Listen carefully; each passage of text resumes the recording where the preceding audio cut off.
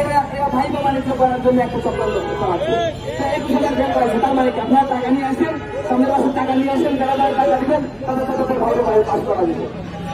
ফাজলামির একটা সীমা আছে, মেনে নেওয়া হবে না, এটা কোনোভাবেই মেনে নেওয়া হবে না।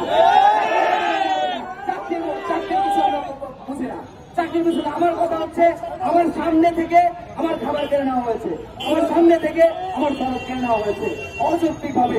যৌক্তিক ভাবে বলে যদি আমাকে ফেল করানোর জন্য আমি ফেল করবো? আমরা তো অনেক জায়গায় পরীক্ষা দিচ্ছি, অনেক জায়গায় পাস করি, ফেল করি, এভাবেই তো আমরা আছি। কিন্তু আমাদের যুক্তি দেখাতে হবে যে এই যুক্তিটা আপনি ফেল করেছেন। সেই কথাটা বল শোনার মতো কি মানুষ বাংলাদেশে নাই? কেন নাই? আমরা সেই কথাটা শোনাতে চাই। আমাদের এই আন্দোলন চলবে, একজন ভাইও টাকা ত্যাগ করবেন না। আরো আমাদের 20,000 সব ভাইকে আমরা নিয়ে আসবো এবং আমরা এটাই অধিকার আদায় করে আমরা এর উপযুক্ত জবাব নিয়ে আমরা জীবন দেওয়ার জন্য এসেছি। আমার কথা হচ্ছে অন্যায় মেনে নেওয়া হবে না, কোনোভাবে অন্যায় মেনে নেওয়া হবে না। চাকরির কথা অনেক করে, চাকরি হবে কিনা হবে আমাদের কোনো দরকার নাই। আমরা অন্যায় মেনে নেবো না, আমাদের কোনো অন্যায় করা হয়েছে সেটা করবো না। আমাদের অবদান করেছে, আমাদের আল্লাহ কসম করে বলতেছি, যদি 70-এর নিচে নাম্বার পাই, 60-এর নিচে যদি আমি নাম্বার পাই, তাহলে আমি জাতীয়গতভাবে আন্দোলন করতে হবে। একজন ভাই না 40-এর নিচে একটা নাম্বার পাইছে, তাহলে কি আমাদের সুতরাং আমাদের নেতা দাবি আদায় না হওয়া পর্যন্ত সকল ভাইরা অবস্থান করবেন ঢাকায়। আমরা অবশ্যই এই আন্দোলনের মাধ্যমে একটা বিজয় ফিরিয়ে নিয়ে আসবেন। সালাম আলাইকুম। আমাদের নেতৃত্ব সর্বক্ষিপ্ত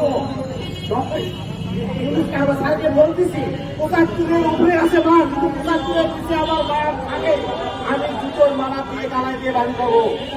চ্যালেঞ্জকে বললাম 75-এর মান চেক করেন।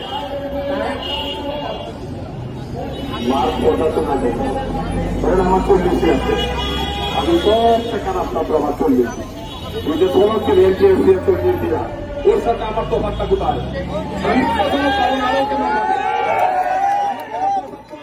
কেন 40-41 দিয়ে ফলাত পাবে? এটা কি বই সংখ্যা নয়?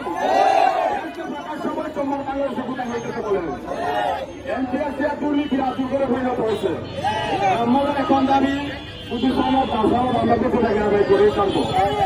ওই এনসিআর চেয়ারম্যান ওই স্বৈরাচারের দূষণ ওকে প্রকাশ্য করা চাইতে হবে দুর্নীতির কথা বাংলার মানুষের কাছে কঠিন শাস্তির মুখোমুখি হতে হবে। আপনি অপরাধ করছেন, শাস্তি পাবেন না। এটা কেমন বাংলাদেশ, কেমন ন্যায় বিচার? শাস্তি কিসের জন্য? অপরাধ করার জন্য।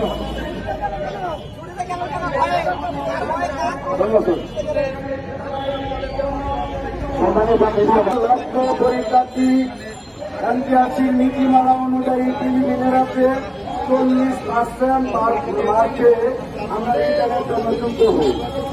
সেই 18.5 লক্ষ থেকে 4.5 লক্ষ নিজের জন্য আমরা যুক্ত হই।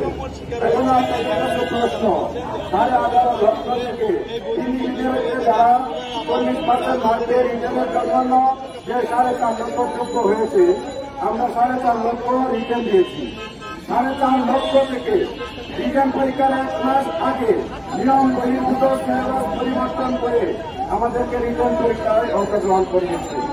সেই কঠিন সিলেবাসে আমরা 4.5 লক্ষ পরীক্ষার্থী পরীক্ষা দিয়ে আমরা 83,000 পাস করে আমরা পাস করেছি।